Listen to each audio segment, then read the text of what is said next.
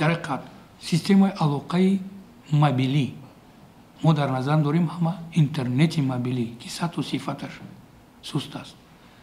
ин эътирофи хадамоти алоқа пас аз интиқоди шадиди президент Эмомалӣ Раҳмон дар як ҳафтаи пеш садо дод ки аз ин ниҳод хост нархи интернет арзон ва суръаташ баланд шавад. масъулини хадамот дар ҳузури хабарнигорон гуфтанд баъд аз дастури раиси ҷумҳур ситод таъсис шуда масъалаи нарх ва суръати интернетро баррасӣ доранд. ин дар ҳолест ки раҳбарони хадамот дар гузашта суръат ва сифати интернетро дар кишвар хубу дуруст мешумурданд ва камбудиҳоро ба омилҳои дигар аз ҷумла кӯҳҳо, блютуз ва ғайра рабт медоданд.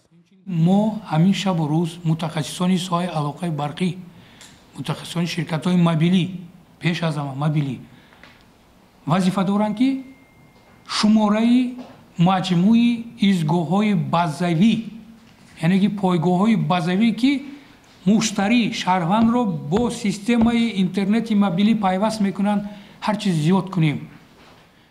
ҳафтаи гузашта президент аз хадамоти алоқа талаб кард ҳамаи минтақаҳо ва махсусан ноҳияҳои дурдаст бо интернети баландсуръат таъмин карда шаванд. рӯзи 30 январ Бек Сабур раиси хадамоти алоқа ҳам дар нишасти хабарӣ ҳузур надошт ва ба гуфтаи кормандаш дар як сафари хидматӣ дар Мурғоби вилояти Мухтори Кӯҳистони Бадахшон аст. дар моҳи декабри соли гузашта низ барои поин овардани нарх ва боло бурдани суръати интернет дар Тоҷикистон дастур шуда буд, аммо зоҳиран мушкил ҳал нашуд. хадамоти алоқа ин дафъа низ дақиқ нагуфт, аммо ваъда дод барои боло бурдани суръати интернет ва паст кардани нархи он дар кишвар талош доранд. дар бораи нарху навои интернет корҳои ҳам иқтисодӣ, ҳам сиёсӣ, ҳам технологӣ бо хадамотҳо, бо кормандони мақомотҳои марбутаи кишвар баром монда шудааст. нигарониҳо аз нархи баланд ва сифати пасти интернет дар Тоҷикистон борҳо аз забони сокинону коршиносон садо додааст. муштариони интернет дар Тоҷикистон ба тағйир ёфтани вазъ чандон бовар надоранд. дар асри 21 зиндагӣ мекунем бо интернет.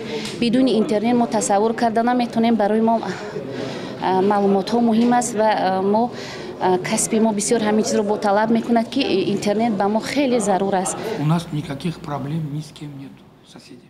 бозори интернет аз соли 2018 зери назари ширкати давлатии Тоҷиктелеком аст. пештар ширкатҳои интернетрасони Тоҷикистон ҳақ доштанд мустақилона аз хориҷа интернет бигиранд. бо як тасмими баҳсбарангези хадамоти алоқа онҳо вазифадор шуданд интернетро танҳо аз идораи давлатии Тоҷиктелеком бихаранд.